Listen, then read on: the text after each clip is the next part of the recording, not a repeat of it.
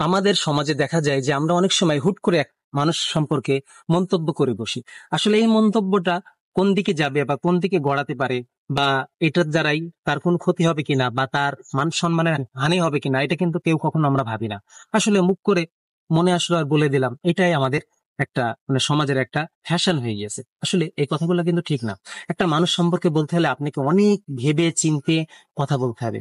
আসলে আপনি একজন সম্পর্কে জানেন না, তাকে চেনেন না, তার সাথে কখনো মেশেন নাই, হট করে তার সম্পর্কে একটা কথা শুনলেন আর বলে দিলেন, অথবা আপনি যে কথাটা শুনলেন সেই কথাটা আপনি যাচাই করলেন না, বা তার কাছ থেকে আপনি জানার চেষ্টা করলেন না আসলে বিষয়টা কি, আপনি একটা মন্তব্য করে দিলেন। আসলে এটা কিন্তু উচিত না। যখন ছোটখাটো বিষয় নিয়ে আমরা বর্ণনা করে সংক্ষিপ্ত ভাবে যদি সেই কাজটা সমাধান করা যায়, তাহলে সেটাই কিন্তু আমার মনে হয় বেটার। এজন্য আসলে আমরা মানুষের দোষ না ধরে তার যে গুণ আছে সে গুণ নিয়ে বর্ণনা করি এবং তার গুণের প্রশংসা করি। কখনো কারোর ব্যক্তিগত বিষয় নিয়ে আমরা টানা হেঁচড়া করবো না। আর ব্যক্তিগত বিষয় নিয়ে টানা হেঁচড়া করতে গেলে এটাও আপনাকে বুঝতে হবে, যখন আপনি একজনের ব্যক্তিগত বিষয় নিয়ে টানা হেঁচড়া করছেন তখন আপনি নিজেই বিপদে পড়বেন কিনা সেটাও কিন্তু জানতে হবে। হ্যাঁ, দেখা যাচ্ছে আপনি একজনের সম্পর্কে কোনো কিছুই জানেন না, হুট করে তার নামে একটা কথা বলে দিলেন, তখন কিন্তু সে আসলে মানসিক ভাবে কষ্ট পাবে। তার আহ, তার সমাজে যে একটা সম্মান আছে সে সম্মানের মানহানি হবে। তো এই বিষয়গুলা আমাদের সবাইকে খেয়াল রাখতে হবে।